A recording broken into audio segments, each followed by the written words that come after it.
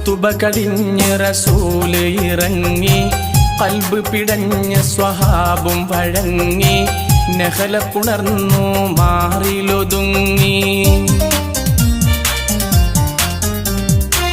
ഖുതുബ കടിഞ്ഞ് റസൂല് ഇറങ്ങി, ഖൽബ് പിടഞ്ഞ സ്വഹാബും വഴങ്ങി, നഹല പുണർന്നു മാറിലൊതുങ്ങി. ശരഫുറ്റൂർ മരത്തിന്റെ തടിമറിയിലമർത്തി വെച്ചേ, സ്വകാര്യമായി പറഞ്ഞതിൻ കരച്ചിലും അടക്കി വെച്ചേ.